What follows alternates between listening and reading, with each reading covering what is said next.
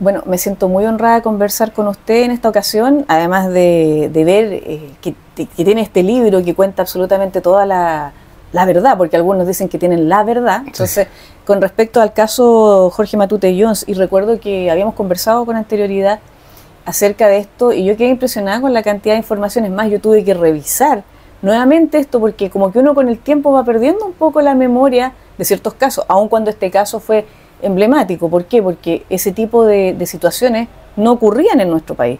Ese tipo de casos así casi inexplicables, entre comillas, por el hecho de que hay una supuesta muerte en ese momento, hay una desaparición, una supuesta muerte, después aparece el cuerpo de Jorge Matute, años después. Para nosotros fue impactante. Fue algo que se mostró mucho en televisión, y era algo que estaba como, entre comillas, fuera de lo normal de la vida cotidiana del chileno. Es decir, nosotros no estábamos acostumbrados a ese tipo de casos policiales.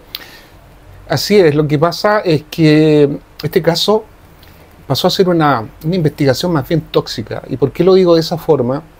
Porque hay muchas mentiras para encubrir a los verdaderos responsables, para proteger la institucionalidad del país, que, dicho sea de paso, al final lo que se está protegiendo es la institucionalidad del país, versus la desaparición de una persona en las condiciones que ocurrió el caso de Jorge Matute Jones.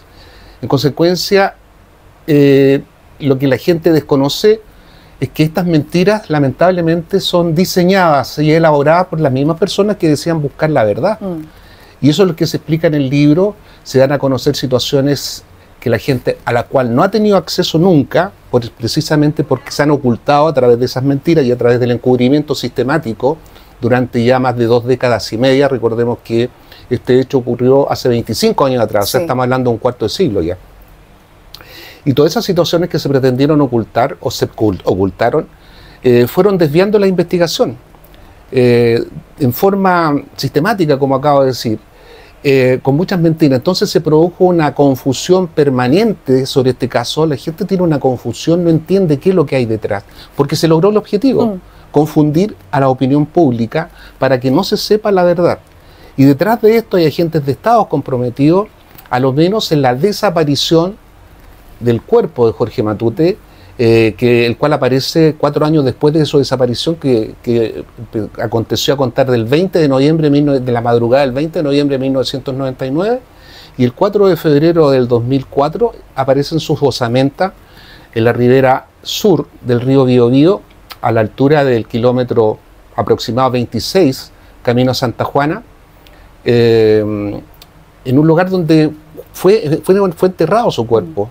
Porque eso sí fue planificado. Lo que ocurrió con Jorge Matute Jones fue una situación total y absolutamente circunstancial. Me refiero a la golpiza de la cual fue víctima por parte de un guardia a quien apodaban el Oso. Golpiza que se ha ocultado y que se ha negado, incluyendo a las propias autoridades del Poder Judicial. Me refiero a la última ministra que llevó el caso, la ministra Carola Rivas, que también niega que hubo golpiza. Jorge Matute, en definitiva, murió por la ingestión o el suministro de una droga, el pentobarbital, que es un barbitúrico. Claro, eso se supo con varios años de Se supo 14 años después, claro, cuando las osamentas fueron examinadas por expertos forenses en el laboratorio de Murcia, en España. Y se supo en esa oportunidad que sus osamentas se le encontró, entre otros, pentobarbital y otros químicos, pero específicamente pentobarbital. Para que 14 años después se encuentre en las osamentas esa droga, quiere decir que se le suministró también en forma sistemática y en el tiempo, no fue una sola dosis. Eso le quería preguntar porque, volviendo al origen del caso, todos pensaban que fue ya lo de la golpiza, que se fue descubriendo, que a lo mejor, no sé, fueron los guardias, pero los guardias estaban de alguna manera protegidos. Siempre decían no toquen a los guardias. No sé por qué razón siempre decían no toquen a los guardias. Y se empezó a creer que a lo mejor habían sido sus cercanos, algún amigo o un tal artesano que había por ahí. Es decir, habían como muchas personas que podían ser quizás los culpables, entre comillas, de la desaparición de él y la posterior muerte de él. Claro, lo que hay que entender para que la gente comprenda cómo se desarrolla toda esta situación, hay que dividirlo en 3 etapas, la desaparición y posterior muerte de Jorge Matute. La primera de ellas, la etapa primaria, es la intervención de los guardias y el dueño de la discoteca, Bruno Betanzo. La intervención del guardia del Oso, que lo golpea brutalmente, en atención a que Jorge Matute había visto una escena que se estaba desarrollando en el subterráneo, Cuando él ingresó y equivocó la puerta, en vez de ingresar al baño de hombres, se ingresó a una dependencia que había sido habilitada como reservado, en donde se estaba desarrollando una reunión privada con la participación de connotados políticos de la época, incluso uno actualmente vigente, y la participación de policías que hacían de protección a un traficante de la ciudad de Concepción, que a su vez este traficante era un conocido empresario de la gastronomía. Eso es lo que presencia Jorge Matute y eso es lo que ve, y eso es lo que se trata de ocultar. Por eso después la escena de la golpiza, la PDI, específicamente el comisario Héctor Arena, la ubica afuera, en los estacionamientos, porque había que sacarla de donde fue realmente. El principio de ejecución de lo que le ocurre a Jorge Matute ocurre en el subterráneo. Es sacado con fuerza de ahí, escalera arriba, lo sube el guardia que lo empieza a golpear con una manopla hasta dejarlo inconsciente. Él sufre graves lesiones. Eso fue absolutamente circunstancial, no fue planificado. Lo que se planifica con posterioridad es su desaparecimiento, es el ocultamiento de su cuerpo, aún vivo, aún con vida, porque Jorge Matute no murió el 20 de noviembre. Eso le quería preguntar, porque cuando estábamos conversando fuera de cámara usted me comentó que él estaba vivo, es decir, Sí. no fue una cuestión de que él haya muerto a causa de los golpes, y por esa razón lo de esta droga que aparece en su cuerpo. Así es. Y ahí me sorprendió lo que me comentó. Jorge Matute fue llevado a una parcela en el sector de Patagual, y ahí donde lo mantuvieron oculto en un contenedor, lo mantuvieron oculto y sedado con esta droga, este medicamento que es de uso intrahospitalario. El pentobarbital no es una droga recreativa como la pretendieron dar a conocer algunos, ¿no es cierto? Justamente Claro, los medios contaban otra cosa. Para disminuir la gravedad de lo que había. Esta droga no se encuentra en las farmacias era de uso intrahospitalario, porque hoy en día esa droga está en desuso en nuestro país, ya no se utiliza. Por una razón muy simple, por el estrecho margen terapéutico que tiene esta droga. O sea, entre la dosis médica y la dosis tóxica hay un espacio muy pequeño. En consecuencia, si no es suministrada por alguien que sepa, suministrarla puede ser fatal, como ocurrió en el caso de Jorge Matute, pero en el caso de Jorge Matute fue suministrada en el tiempo, en varias dosis, no fue en una dosis, fue en varias dosis. Y lo más probable es que haya sido suministrada por alguien que conocía. Y si nos vamos a la situación, analizando la situación de los momentos, ¿quién era una de las personas que sabía? Un médico. ¿Y quién era médico? Bruno Betanzo era médico. ¿Ya? Entonces tenemos todas esas situaciones circunstanciales que si las vamos uniendo se transforman en pruebas, en hechos reales. Por eso todo lo que relato yo en el libro, con situaciones que son comprobables, con documentos, con testimonios, llegamos a la conclusión que lo que planteo y lo que planteamos nosotros con las personas que trabajamos en este caso, que nuestra teoría dejó de serlo. Es de hecho una descripción de la realidad, es una mecánica, es una lógica que se demuestra por sí sola porque tiene indicadores de lo real. Entonces fácilmente comprobable. Aquí no se está inventando absolutamente nada.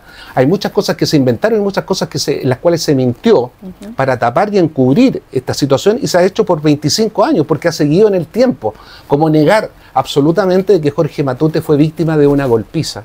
Porque detrás del ocultamiento, del encubrimiento de lo que ocurrió con Jorge Matute, hay agentes de Estado. Agentes de Estado tanto uniformados como civiles pertenecientes a algunos ministerios. Esa es la realidad de lo que hay detrás del caso de Jorge Matute Jones. Digamos que él estuvo lamentablemente en el lugar incorrecto, en el que estaba ocurriendo justamente lo que usted comentaba, un evento especial con entrega de drogas. Yo diría que él fue a un lugar de esparcimiento como cualquier joven, como se hace todas las semanas, y se va a seguir realizando en nuestra vez todos los fines de semana. Sí. Jóvenes que van a discoteca, a divertirse, a distraerse, ¿no es cierto? Pero en ese momento, en esa discoteca, ese día especial, se estaba desarrollando una reunión privada con participación de connotados políticos de la época y uno actualmente vigente, como lo acabo de decir, de alta connotación, y que estaban consumiendo droga, específicamente cocaína. ¿Y quién entregaba esa droga? Un traficante de la zona, que a su vez era un empresario de la gastronomía, quien fue el que patrocinó esa reunión privada en ese lugar. Y ese traficante, ese empresario, contaba con una protección policial, compuesta por oficiales y personal de carabineros. Y yo lo digo siempre a veces con vergüenza y otras veces con dolor, porque yo pertenecía a esa institución, que es una institución respetable, y querida también por la ciudadanía, por un alto porcentaje de la ciudadanía, que es Carabineros de Chile. Sí. Y que personajes de esta naturaleza vengan a mancillar el nombre de esa institución, duele. Lamentablemente siempre hay manzanas podridas dentro de cada institución, y obviamente eso, el chileno tiene la mala costumbre de generalizar y dice, todos los carabineros. No, no es así. Hay muy buenos carabineros, muchos, yo creo, y lamentablemente aparecen estos personajes que mancillan, como dice usted, la institución, y la gente empieza como a tener algunas dudas con respecto a cada una de las... Para que la gente le quede claro, todo lo que yo describo en el libro, que es un recuento cronológico de 2 décadas, ahí está resumido todo. Hay varias situaciones que hoy día están ocurriendo. Cuando yo las planteé hace 25 años atrás, hace 24 años atrás, a mí me trataron de loco, me trataron de, bueno, con los términos que se utilizan en la jerga chilena. Eso le quería preguntar, ¿usted fue uno de los primeros que comenzó con el, digamos, con el estudio de este caso, con la investigación de este caso, o había alguien antes de usted? No, yo empecé... ¿Y cuánto tiempo estuvo también con el caso? Yo comencé 7 meses después de que Jorge Matute ya estaba desaparecido. Ya. A mí me antecedieron otros grupos de investigación que se le llamó un grupo multidisciplinario de investigación que estaba a cargo de un comandante. Y esos grupos fueron disueltos por el alto mando institucional en atención a que cometieron una serie de errores. Hubo muchos reclamos, ya sea creo que de la misma familia Matute y también por otro lado del tribunal. En consecuencia fueron disueltos esos grupos y me nominaron a mí a contar del 5 de junio del año 2000. O sea, ya llevábamos 7 meses de que Jorge Matute llevaba desaparecido a esa fecha. Me hice cargo de eso hasta el 7 de marzo del año 2001. Esa fue mi participación oficial en ese tiempo.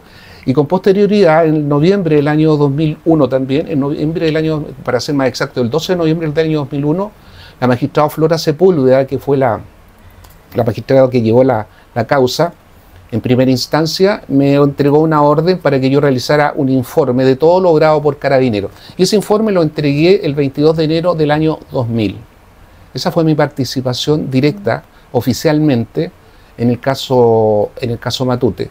¿Pero ahí usted lo sacaron del caso? ¿O? No, terminó mi participación. Pero es por un tiempo. Es que eso es lo que yo quería preguntarle, porque tengo la duda de decir, ¿es solamente por un periodo o a alguien tampoco le gustaba que usted estuviera quizás haciendo la investigación? Bueno, ahí hubo un general, jefe de zona, Juan Donati Pino, que fue una persona constantemente que siempre nos atacó como grupo de investigación. Y ese general fue un obstáculo permanente a la investigación. Y ese general logró que el equipo de investigación que tenía yo, que eran 2 capitanes nada más, con los que trabajaba, se disolviera. Y para ello habló con la magistrada Flora Sepúlveda para que autorizara la disolución del equipo de investigación de parte de Carabineros. Y para todos los efectos yo quedaba a disposición de la magistrada en caso que me requiriera. Y eso ocurrió el 12 de noviembre con este informe que me pidió, que lo entregué posteriormente el 22 de enero del año 2000. Y ahí terminó mi participación oficial, por decirlo de alguna forma. Yo seguí investigando con posterioridad el caso, pero no el caso en sí, sino lo que me había ocurrido a mí con el tema de mi retiro de Carabineros, porque yo fui llamado a retiro mediante un fraude administrativo. ¿Cómo fue eso? Un fraude administrativo. Es largo de explicar. Bueno, en el libro también lo explico. En el libro, así que compren el libro, por favor. En el libro, en el capítulo 20 específicamente, yo doy a conocer cómo se gestó mi salida de Carabineros. Y fue a raíz del caso, pero fue a raíz del caso porque a mí me tenían que eliminar no solamente la investigación, sino que la institución, porque sabían que iba a seguir investigando, como así lo hice. Y lo hice por una razón muy simple, porque el caso estaba directamente relacionado con mi llamado a retiro. Y mi llamado a retiro, como lo dije recién, fue mediante un fraude administrativo. Y por eso seguí investigando en el tiempo. Seguí investigando en el tiempo y después tuve acceso a otro tipo de información, como lo fue el expediente judicial. Yo nunca había visto el expediente judicial y con posterioridad, más o menos en el año 2006-2007, estando ya en retiro de Carabineros, tuve la oportunidad de tener el expediente judicial en mis manos. Y ahí me di cuenta de la cantidad de irregularidades de ese proceso.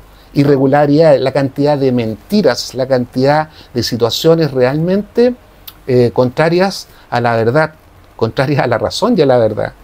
Por eso es impresionante. Dar a conocer este hecho de la única forma que a mí lo pude hacer fue escribir, pero también lo escribí como una terapia. El libro partió escribiéndose como una terapia que debía realizar por la frustración que me provocaba, por la impotencia que me provocaba saber muchas cosas que la opinión pública desconocía, y en el tiempo, a través de diferentes documentales, informes de los medios de comunicación, por los diferentes medios, por los diferentes canales, se seguía mintiendo. Se seguía mintiendo. Y yo escribí la primera y segunda parte en el año 2004, y después me decidí a seguir escribiendo cuando ya tenía muchos antecedentes y específicamente conocimiento del expediente judicial, me decidí a cerrarlo con la tercera parte que la empecé a escribir en el año 2017. Y lo que me indignó fue uno de los últimos reportajes que se hizo por Televisión Nacional, en donde los periodistas, carentes de objetividad y también direccionados mediante un sesgo de cerrar el caso, hablaron del famoso crimen perfecto.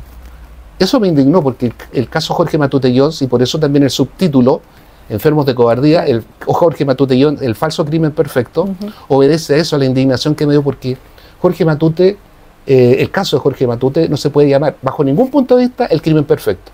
Primero, porque tiene un móvil, el ocultamiento de lo que ocurrió esa noche con los políticos y los oficiales de Carabineros que estaban consumiendo cocaína al interior en una dependencia privada de la cual fue testigo Jorge Matute Jones. Tiene ese móvil, el ocultamiento y el andamiaje de una red de protección a traficantes de droga por parte de oficiales y personal de Carabineros. Hay testigos que fueron amedrentados. Tiene autor, cómplices y encubridores. En consecuencia, nunca se puede hablar de un crimen perfecto porque nunca lo ha sido. ¿Ya? Nunca lo ha sido. Y eso fue lo que me motivó también a terminar y publicar definitivamente el libro. Esto le ha tomado obviamente muchos años, desde que empezó a investigar hasta ver ahora el libro ya impreso. Y durante todo ese periodo, ¿no tuvo miedo de repente de repercusiones, ya que había gente tan poderosa involucrada en esto? Pasaría a engrosar la lista de los enfermos de cobardía. Por eso el libro se llama así. O sea, todos aquellos que no se decidieron a resolver, a determinar, a generar y dar a conocer la verdad de lo ocurrido. Muy por el contrario. Y en el epílogo también lo doy a conocer. Yo no soy poeta ni escritor, lo pongo, pero en el fondo yo doy a conocer una denuncia y los que se sientan identificados a generar y a no callar, que se sientan identificados con el libro, a no callar una injusticia y un crimen deleznable de la naturaleza de la que ocurrió con Jorge Matute, porque Jorge Matute no murió inmediatamente después de la golpiza de que fue víctima por parte del guardia que van a apodar en el Oso. Él permaneció secuestrado, él permaneció oculto en un galpón, en una parcela, por casi un mes. Él no murió el 20 de noviembre del año 1999, él murió aproximadamente entre el 19 y el 20 de diciembre de 1999 a causa de la ingestión del pentobarbital. Pero el pentobarbital no se le suministró en una dosis ni mezclada con el alcohol como la ficción que lamentablemente generó la ministra Carola Rivas para cerrar el caso. Y no fue por una situación de abusar sexualmente de él. Tampoco eso no es efectivo, eso es un absurdo. Esa teoría también, es que la televisión así es, ha estado diciendo. Y en el libro doy a conocer técnicamente por qué eso no ocurre. Y doy a conocer qué es lo que hay realmente detrás y con pruebas reales. Por eso doy a conocer que lo planteado en el libro no es una teoría, es la descripción de una realidad observable. Es una mecánica y una lógica que se comprueba por sí sola, porque tiene indicadores de lo real. Y eso lo voy a conocer en esa forma, para que así la gente lo entienda. Y también la gente, la opinión pública, se da a conocer que lamentablemente quienes están encargados de administrar justicia no lo hacen en la forma que debiera. Se nos miente mucho, nosotros creemos demasiado en nuestras autoridades y las autoridades se sienten con esa capacidad de alterar la verdad, de faltar a la verdad, por el solo hecho de que sintiéndose autoridad, bueno, me tienen que creer. Esa es la situación que se denuncia en el libro. Los poderes fácticos. Se denuncia a la gente que ostenta poderes y que actúan transversalmente sin importar en un momento determinado cuando se sienten afectados o se sienten amenazados. Esos poderes fácticos actúan transversalmente. ¿A qué me refiero yo? Que no importa el color político, no importa el credo religioso, no importa nada. Si se trata de defenderse entre ellos, lo van a hacer siempre. Y eso es lo que ocurre detrás de este caso. Se oculta la situación de un político, ¿no es cierto?, que da origen a toda esta confusión y a todo este compromiso encubridor por más de 2 décadas y media. Eso es lo que se denuncia en el libro. Es una denuncia, es un relato que da a conocer mi desgracia, que da a conocer lo que a mí me ocurrió por buscar la verdad. Pero aparte de eso es una denuncia a la cual yo invito a la gente que se haga parte de ella. Porque hay muchos casos de eso y van a seguir ocurriendo casos de eso, y sobre todo lo que está ocurriendo hoy en día en nuestro país, que hace 25 años atrás la gente ni siquiera lo vislumbraba ni lo dimensionaba. Cuando yo lo di a conocer me trataron de loco, hace 25 años atrás. Y mira lo que está ocurriendo hoy en día. Por eso me decidí a escribir el libro y por eso me decidí más bien a publicarlo. Ahora me estaba acordando algo que conversamos también antes de comenzar la conversación para todo el público que nos va a ver más adelante. Usted tuvo una visión, si se puede decir así, al ver ese caso, de lo que podía ocurrir en el futuro. Usted mismo dijo que lo trataron así como de loco, cualquier otro epíteto que le hayan puesto. Así. Pero usted tuvo esa capacidad de observar de que la cosa era mucho más grave de lo que parecía y de que obviamente estaban involucrados mafias, junto con la política y junto con ciertas personas que mancharon lamentablemente la institución, y que eso posteriormente con los años se iba a convertir en lo que estamos viendo ahora. Así. Entonces, y lamentable porque antes un caso como el de Matute Jones era algo impensable, era algo que se veía muy de vez en cuando, un caso de ese tipo policial, pero ahora se está casi, no quiero decir normalizando, naturalizando los tipos de hechos que tenemos ahora. Entonces, como usted me decía, la gente pierde la capacidad de espanto y la capacidad de asombro. Entonces, ¿estamos de alguna manera a tiempo para evitar convertirnos en una especie de país en donde este tipo de casos como el de Matute Jones serían cada día más normales, entre comillas? Siempre se está a tiempo de frenar todas las acciones delictuales, siempre y cuando haya voluntad de la autoridad para hacerlo. Si no hay voluntad, vamos a seguir creciendo en esta lamentable escalada de delincuencia, de inseguridad. Aquí hay una situación bien específica y que sea con el caso Matute, y que yo se lo representé en su oportunidad a la primera magistrada, que fue la magistrada Flora Sepúlveda, y le ratifiqué mi inquietud en el año 2014 a la ministra Carola Rivas, en el sentido que el caso Matute iba a marcar un pésimo precedente para todo lo que iba a ocurrir más adelante, y me refiero a lo que es la desaparición forzada. En el caso de Jorge Matute, lo que hay es la desaparición forzada, practicada por agentes de Estado.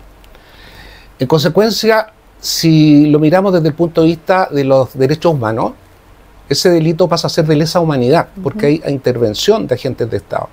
Pero, volviendo al tema de que nos afecta hoy en día, la figura legal de la desaparición forzada en nuestro país está orientada principalmente que la cometen agentes de Estado, por la situación ocurrida en los años 70, 80. Pero resulta que hoy en día estamos enfrentando organizaciones criminales, estamos enfrentando grupos criminales que efectivamente practican la desaparición forzada. Como le comentaba yo hace un rato del caso Ojeda, de cuando mataron al teniente, claro, al teniente venezolano, teniente Ojeda. Esa es una desaparición forzada, lo matan y lo hacen desaparecer. Bueno, fue encontrado su cuerpo. Pero hay otros casos en que los cuerpos nunca aparecen. Y eso es una característica muy gravitante y una característica sine qua non, por decirlo de alguna forma, de las organizaciones criminales y de los grupos criminales, porque hay una diferencia entre organización criminal y grupos criminales. La organización criminal, y esto también para que la gente lo aprenda, lo sepa, es la que tiene nexos con la autoridad judicial, con la autoridad política, administrativa y con la autoridad policial, como ocurre en el caso de Jorge Matute, porque ahí sí podemos hablar detrás de eso, que hay una organización criminal, porque estaba compuesta por oficiales y personal de carabineros, y que tenían el nexo con la autoridad política. Eso es una organización criminal. ¿Te das cuenta? Si no tienen esa característica, no es organización criminal. Si no tienen ese nexo, no es organización criminal, pasa a ser otro grupo criminal. Y hay grupos criminales que generan el tráfico de droga, generan el sicariato y generan la desaparición forzada. Pero si no tienen el nexo que acabo de mencionar, no es organización criminal. Son grupos criminales solamente. Consulta, por ejemplo, todos los involucrados a los que les hicieron, de repente con los que se reunieron para saber su versión del caso, de los que estuvieron presentes, los que estuvieron con Jorge Matute, cada uno daba una versión diferente, algunos decían que debido al alcohol no se acordaban, estaban siendo protegidos los famosos guardias. ¿Qué pasó con la mayoría de toda esta gente que estuvo ahí involucrada? Algunos quizás no quisieron dar su versión por miedo, algunos los obligaron a decir algo, como en el caso de este sacerdote que de repente dijo algo en una misa, no recuerdo si fue en una misa, está guardada la información, está el video. Entonces, como que eso complicaba más el caso, en el fondo, quiénes hablaban con verdad, quiénes hablaban con mentira, quiénes eran, de alguna manera se les soplaba lo que tenían que decir al oído. Es parte de las estrategias que se diseñaron para para generar confusión en el caso. Este caso está intencionalmente, se desarrollan intencionalmente una serie de distractivos, y es principal para desorientar y confundir a la opinión pública y que no se sepa realmente qué es lo que hay.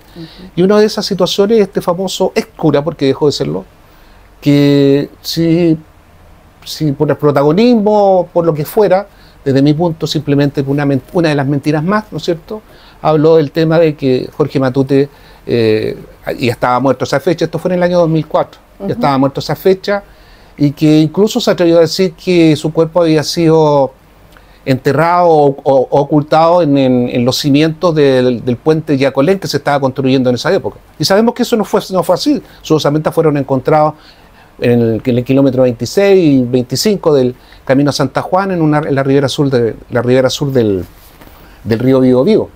Por lo tanto, lo que mencionó ese ex clérigo es absolutamente falso. Fue otra de los tantos distractivos, de las tantas mentiras que se desarrollaron a lo largo de todo este proceso. Y yo no había terminado algo que era importante, que el caso se desarrollaba en 3 etapas. La primera de la participación, la etapa primaria, la participación de los guardias con la golpiza, y el ocultamiento en el subterráneo inicialmente, en donde también estaba participando el dueño de la discoteca, Bruno Betanzo, que ya está fallecido. Posteriormente, la segunda etapa, la etapa secundaria, es la intervención policial, el ocultamiento del cuerpo y la custodia del cuerpo de Jorge Matute aún con vida durante aproximadamente un mes, la intervención médica para suministrarle en forma sistemática y en el tiempo el pentobarbital, para mantenerlo sedado, para mantenerlo privado de voluntad, porque no solo estaba privado de libertad, sino que también de voluntad, y para aliviar los graves dolores que debe haber sentido por las heridas que tenía, ¿no es cierto?, teniendo la necesidad de una rigurosa atención médica, cosa que no aconteció. Solamente esa atención médica era para suministrarle el pentobarbital, la droga. Y la tercera etapa es la intervención política. Hay una intervención política al respecto. Como por ejemplo cuando nosotros encontramos 2 años después, en lo que quedaba de la discoteca, con la bioquímico Chile Biota, encontramos todavía sangre ocupando el químico luminol. El luminol es un químico que se ocupa desde 1937, es un compuesto químico que emite quimioluminiscencia. ¿Qué quiere decir? Que al contacto con el elemento oxidante, en este caso con la hemoglobina, que la hemoglobina permanece en el tiempo, por mucho que uno limpie, la hemoglobina que contiene la sangre, que es una proteína que oxigena la sangre, permanece en el tiempo. Y al contacto con el luminol, reacciona. Esto hay que hacerlo oscura. ¿Por qué? Porque emite una luz azul. Emite una luz azul. Como lo que salen las películas de repente. Sí, bueno, sí, eso se utiliza. Al contacto con el luminol, reacciona y emite una luz azul. Y eso se perició y obtuvimos 3 muestras, una muestra y 2 contramuestras. Eso ocurrió el 9 de enero del año 2002. Lo hicimos con la bioquímico Chile Biota, en lo que quedaba de la discoteca, porque había sido demolida, y lo que quedaba era el radier, era un pilar, la escalera que conducía al subterráneo y el subterráneo. Eso es lo único que quedaba de la discoteca en ese tiempo. Después destruyeron todo eso, pero alcanzamos nosotros a obtener esas muestras el día que acabo de mencionar, 9 de enero del año 2002, y lo hicimos con el químico luminol. Bueno, ¿qué es lo que se dijo en ese momento? Las mentiras empezaron inmediatamente cuando supieron que habíamos encontrado pintura, que habíamos encontrado luminol. Dijeron que habíamos encontrado pintura, que habíamos enviado al FBI pintura roja. Bueno, de partida es una mentira el porte un buque, por decirlo de alguna forma. ¿Cómo iba a reaccionar a la pintura si no es lo mismo que esa sangre? O sea, el luminol, si reaccionara a la pintura, no tendría sentido en la ciencia forense. Claro. No tendría sentido porque en todas partes, en las murallas... Estaría todo azul. No, no reacciona ante la pintura, eso es una mentira. Aparte de eso, es decir pintura roja. Cuando pasa un tiempo, la sangre pierde el color. O sea, aunque hubiésemos levantado sangre, no hubiese tenido el color el color de la sangre. El color de la sangre desaparece, porque desaparece el hierro que contiene la sangre y que ese le da la coloración roja. Bueno, esta mentira fue inventada y fue divulgada por uno de los abogados querellantes, que se llamaba Waldo Ortega, y también fue divulgada por el hermano de Jorge Matute, Alex Matute. Él también divulgó que nosotros habíamos enviado pintura roja al FBI. Y tanto que se veía el hermano muy preocupado en cada una de las entrevistas que le hacían ¿También estuvo involucrado en esto? No, yo no digo que esté involucrado, pero su actuación... Es decir, no me refiero como culpable, pero el hecho de que esté involucrado en las mentiras me refiero. Él al menos todas las diligencias que nosotros hicimos como equipo investigador de Carabineros, en donde yo estuve a cargo, y con posterioridad también, siempre las criticó, siempre las desacreditó. Ya. Nunca le dio el valor probatorio que merecían, como por ejemplo esta. ¿Pero por qué hacía Él fue eso? partícipe de la mentira. Él fue partícipe de la mentira de dar a conocer que nosotros habíamos enviado pintura roja al FBI y no así que efectivamente habíamos levantado muestras de sangre, que era en ese tiempo las primeras pruebas científicas que habían al respecto. Cuando me ordenaron... Es que es raro porque siendo el hermano, debería estar preocupado de que el hermano se resolviera el caso. ¿Por qué hace eso? Porque estaba muy influenciado por el comisario Héctor Arenas. Él Ah. siempre quedó, hasta el día de hoy, pienso yo, todavía sigue albergando íntimamente que esos 7 jóvenes que fueron absueltos por la Corte Suprema porque no tenían absolutamente nada que ver con la desaparición y muerte de Jorge Matute Guión, yo creo que él sigue albergando todavía que sean acusados al respecto. De hecho, que en el año 2014, el ministro Solís, Jaime Solís, que llevaba la causa en ese momento, me confidenció a mí, por una reunión que tuve el 14 de febrero de ese año, me confidenció a mí que no sería mejor que estos cabros se echaran la culpa y así cerráramos el caso. Total, así mismo me lo dijo, y eso también está escrito en el libro. Y me dice, no sería mejor que estos cabros se echaran. Y yo le dije, ¿qué cabros me está hablando? Los 7 jóvenes que fueron procesados. Pero yo dije, si fueron absueltos por la Corte Suprema, ¿cómo se van a echar la culpa, ministro? Le dije, no, pero sería bueno que se echaran la culpa, yo aquí mismo lo hago firmar, porque esto ya está prescrito. O sea, no tendrían ninguna responsabilidad porque este crimen ya prescribió. No tendrían ninguna responsabilidad, yo lo hago firmar, ellos se hacen responsables de que sí tuvieron participación. Así le damos la respuesta a la madre y cerramos el caso, y cerramos el proceso. Eso me lo dijo un ministro de la Corte. Horrible, es decir, buscar chivos expiatorios para así dejar olvidado el caso y que se quedara tranquila la mamá, porque igual la mamá ha sufrido todos estos años con respecto al caso de su hijo. Así es, y eso me lo dijo un ministro de la Corte, el que llevaba la causa. Entonces, esas son las cosas que la opinión pública desconoce, el trasfondo de lo de todas las mentiras que se han ocultado en el tiempo, de cómo se ha desvirtuado, de cómo han ido encubriendo sistemáticamente durante más de 2 décadas y media para que no se sepan los verdaderos responsables y salvar la tan ansiada, como dijera yo, salvar la imagen, la tan ansiada imagen, ¿no es cierto?, de la institucionalidad del país. Y de hecho, el 10 de noviembre del año 2014, en la última reunión que yo tuve con la ministra Carola Riva, a raíz de un informe que le tenía que entregar, no obstante yo siendo un simple declarante en el proceso, ella me dice que se tenía que preocupar de la imagen del Poder Judicial. Entonces prevalecía para ella, como ministro de la Corte y que sustanciaba la causa en calidad de ministra en visita, prevalecía la imagen del Poder Judicial por sobre la investigación misma, por la muerte, por la desaparición y muerte de un joven. O sea, era más importante salvaguardar la imagen de un poder del Estado. Lo mejor que podrían hacer actualmente, porque la imagen de todas maneras del Poder Judicial está por los suelos, entonces yo creo que lo mejor y lo más honesto y honorable sería demostrar quiénes están realmente detrás de este caso. Yo también lo doy a conocer en el libro. Para salvaguardar la imagen es porque algo me preocupa. Claro. Y creo que lo preocupaba al Poder Judicial, y específicamente en este caso al ministro Carola Riva. Todas las irregularidades que ese proceso llevaba, en donde estaban comprometidos una magistrada en primera instancia, como la magistrada Flora Sepúlveda, y los 2 ministros que la sucedieron después, el ministro Rubilar y el ministro Jaime Solís.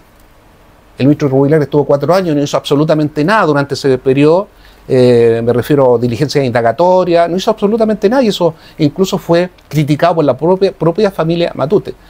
Y bueno, y el ministro Jaime Solís, con lo que me confidenció en febrero del año 2014. Entonces hay una serie de irregularidades que cometieron los mismos que tenían que administrar justicia, es decir, el Poder Judicial.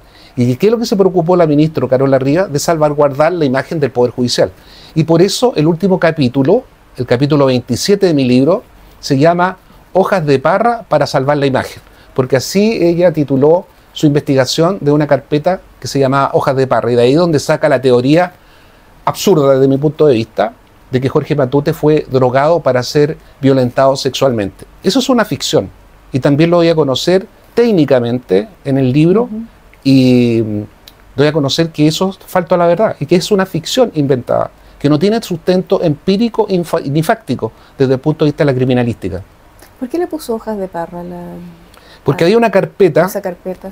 Era una carpeta que la abrió al inicio de la investigación. Estamos hablando de noviembre, diciembre del año 1999. Esa investigación la abrió un detective, un subcomisario de apellido Estuardo, que después entró en conflicto con el comisario Héctor Arena, que llegó comandado desde Santiago por el mismo director de la Policía de Investigaciones, Nelson Meri, que envió al comisario Héctor Arenas. Y entraron en conflicto porque Estuardo era de la prefectura de Concepción y había iniciado la investigación. Y esa investigación la desarrolló en base a posibles situaciones de orden de que había un grupo de personajes de cierta orientación sexual que drogaban a jóvenes para violentarlos sexualmente. Pero era parte de una teoría que no tenía una base muy fuerte, muy poderosa. De hecho, el mismo Estuardo después lo reconoce. Y esa carpeta, él le puso hojas de parra. ¿Por qué? Lo desconozco. Pero se llamaba así, le puso hojas de parra. Y esa carpeta supuestamente permaneció perdida, extraviada, y fue encontrada curiosamente en el año 2015 por la ministra Carola Rivas, y le dio vida y le dio sustento a través de figuras legales, a través de supuestos personales, intuición personal, y le da vida a una teoría que en definitiva pasa a ser una ficción. Y le llamó hojas de parra. Y por eso yo al final, al capítulo 27, le pongo así: hojas de parra para salvar la imagen. ¿Qué imagen? La imagen del Poder Judicial que ella salvaguardaba con tanto ahínco. Bueno, Andrés, ha sido una conversación bien interesante. No he querido interrumpirlo mucho porque realmente es pero demasiado interesante todo lo que está conversando, lo que nos está comentando y compartiendo sobre este caso, que realmente me deja impresionar, porque uno, claro, bien queda claro de que no podemos creer mucho en los medios de comunicación. Yo hace tiempo que ya no creo mucho en los medios de comunicación tradicionales, hegemónicos, como le dicen algunos. Sí. Y obviamente también, por lo visto, el Poder Judicial es como para dudar un poco, especialmente en estos años. Y si ya pasaba eso en la época en que ocurrió el caso de Jorge Matute Jones, se dio como el vamos para que empezara todo este tipo de corrupción, si se puede decir así. Me gustaría, así como para terminar esta excelente conversación, saber, porque como usted decía, no soy poeta ni escritor, pero por lo visto este libro demuestra que sí es un gran escritor. Considero que esto era al principio una terapia, pero también una búsqueda incansable por la verdad. Y no quiso dejarla, no quiso ser parte de este grupo, como dice usted, los enfermos de cobardía. Entonces, me gustaría saber, ¿para quién va dirigido este libro? ¿Quién sería el lector potencial que le gustaría adquirir este texto, donde usted obviamente impuso ahí o expuso ahí años de investigación y años de búsqueda de lo que es la verdad?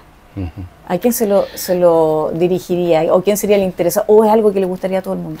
Bueno, la verdad que esa pregunta en otras oportunidades me lo han hecho. ¿A quién está dirigido? Está dirigido a personas específicas, a personas que conocen los hechos, que tuvieron participación, intervinieron en la investigación. No, este libro está dirigido a todas las personas que de alguna forma quieran comprometerse con la verdad, a no callar una situación anómala, a no callar situaciones que hoy día están ocurriendo, a atreverse a denunciar. También está dirigido a todas aquellas personas que tienen una visión difusa o alterada o desorientada con respecto a lo que realmente sucedió y qué es lo que hay realmente detrás de este caso. Eso es lo que me importa, que la gente tome conocimiento de cómo lamentablemente muchas autoridades nuestras, de antes y de ahora, y a lo mejor a futuro, actúan. No cumplen el cometido para el cual, por un lado, fueron elegidos, para el otro, fueron nombradas. En este caso, por ejemplo, yo denuncio las irregularidades cometidas por quienes están encargados de administrar justicia. Exacto. Yo doy a conocer la ficción, la teoría absurda con la cual se cierra este caso, y que no tiene sustento de ninguna naturaleza, y desde el punto de vista de la criminalística no tiene sustento empírico ni fáctico, lo he dicho y lo he repetido en reiteradas oportunidades. Está dirigido a todas aquellas personas que se atrevan a denunciar, a todas aquellas personas que se atrevan a comprender cuál es la realidad, cómo nosotros tenemos que desenvolvernos desde el punto de vista como ciudadanos comunes, y a no dejarnos engañar, a aprender a analizar, aprender, no a investigar, pero tener la capacidad analítica y tener esa capacidad reflexiva que nos permita buscar la verdad, y a su vez, buscando la verdad, tenemos la capacidad de poder denunciar y a no dejarnos embaucar por aquellos, ¿no es cierto?, que ostentan un grado, ostentan un cargo y ostentan la categoría de autoridad, y que lamentablemente y en muchas formas, haciendo abuso precisamente de esa autoridad de la cual están investidos, nos mienten y faltan a la verdad, como ocurre en este caso. Eso es lo que se denuncia. A eso, por lo tanto, a todas las personas que quieran de alguna forma interiorizarse, aprender y tener clara la situación de lo que ocurre detrás de este caso, está orientada esa lectura. Y los invito a eso. Todo lo que hay ahí es comprobable, todo lo que hay ahí es real. No hay nada que yo haya inventado, no hay nada que falte a la verdad. Hay muchas cosas de las cuales tengo conocimiento, pero como no las puedo comprobar, no las escribí. Pero sí tengo conocimiento de ellas. Pues en consecuencia, todo lo que hay ahí está comprobado y todo lo que hay ahí es verdad. Excelente. Y por último, ¿cuántos ejemplares podemos encontrar acá en Chema Librería para la gente que está interesada en adquirirlo? En estos momentos hay una pequeña cantidad, hay 5 o 6 ejemplares de momento. Van a llegar más, pero la verdad que mi intención, porque para que la gente sepa, este libro fue editado en Estados Unidos, ¿ya?, por Amazon. Y eso lo hice por tener una independencia, en realidad, desde el punto de vista legal principalmente, para evitar censura, para evitar demanda y otro tipo de situaciones adversas, inicialmente. Pero ahora ya lo voy a editar aquí en Chile, por lo tanto va a estar a la venta en las librerías, específicamente acá, y en otras librerías del país, específicamente en Concepción, donde hay en estos momentos hay un interés bastante grande en atención a que el caso tomó vigencia por una situación de una serie que se está filmando allá en la vía pública. Incluso entonces la gente hoy en día también está muy interesada porque el caso nuevamente tomó vigencia. Santiago y Concepción van a ser las regiones y las ciudades de preferencia para la distribución del libro. Perfecto. Entonces tenemos acá la posibilidad de encontrar algunos ejemplares, así que no pierdan el tiempo, vengan a buscarlo para conocer en profundidad esta historia, y obviamente pueden también encontrarlo en Amazon y posteriormente en esta nueva edición que va a tener y que va a distribuir en la, digamos, partiendo por Santiago y por Concepción, y quizás posteriormente en todas las regiones del país. Así es, yo creo que no va a ser más allá de un mes. Pienso que ya en enero deberíamos tener ya la distribución del libro en forma masiva. No, excelente, porque y el otro lanzamiento, ¿tiene ya proyectado algún lanzamiento? Es probable que pronto, ¿no? Sí, es probable alguien que me cuente por ahí, me digan por interno. Eso lo vamos a coordinar. Están coordinando. Eso lo vamos a coordinar. Excelente, porque sería muy bueno poder ver en vivo y en directo a la gente, escuchándolo y de alguna manera conversando con usted con respecto a este tremendo libro, a este tremendo caso que nos marcó profundamente hace muchos años atrás, y que ahora usted está desenvolviendo una madeja de mentiras para encontrar la verdad, que obviamente es lo que nosotros queremos encontrar en cada una de las cosas que ocurren en nuestra vida diaria, en casos tan profundos como este, así como en las cosas cotidianas del día a día. Muchas gracias. Gracias por la invitación. No, y gracias a todos y gracias a usted por haberme permitido conversar. Muy amable. Este ratito ha sido excelente. Muchas gracias. Gracias a todos. Nos vemos.